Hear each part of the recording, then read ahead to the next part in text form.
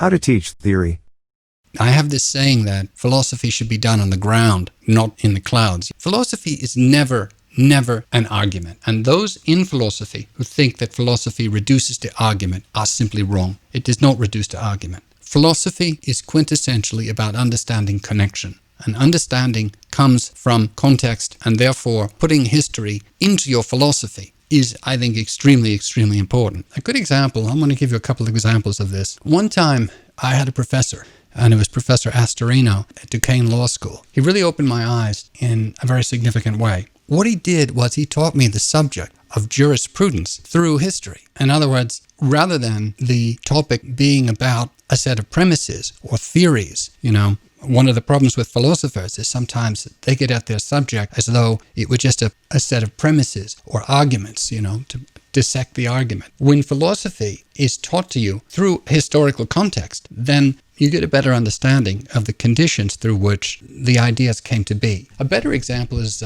John Locke. You have this situation where in England they behead their king, Charles, and about 20 years later or so, Locke is trying to rationalize how that's possible. In the medieval world, that was something that was completely unthinkable. God had ordained the leader. So here he has this sort of practical problem of how to politically rationalize the legitimacy of being able to remove the monarch. And so it's that setting later on in the Glorious Revolution where a philosophical product or an intellectual construct was needed. And so understanding the context and the details through which ideas spring up is very, very, very important.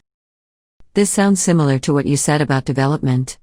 I think there is a very important relationship between the way I think philosophy should be taught and my opinions about development. In both instances, what we're talking about is using context.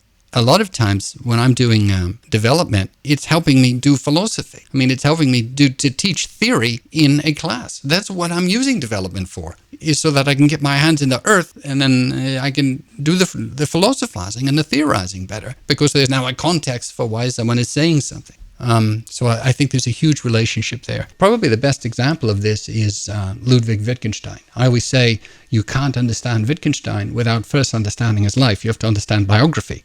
When I teach Wittgenstein, one of the main texts that I assign is Ray Monk's seminal book along with Malcolm, because you have to have testimonials in biography for what's going on in his life. You just can't pick up his philosophy and understand it. He's the quintessential person that's like that. It might not be as much like that for something like Karl Marx. It is to some extent. But my point to you is that understanding how the conditions of life produce an intellectual product really, really completes the picture. If you don't have that, then you don't have the completed picture. Snapping their philosophy into their life really does provide a lot of illumination. Do you have to choose one way or another? I think you can do both. I think it's additive. It's not something where you have to make a choice one way or the other. It's just about being more well-rounded in trying to understand something.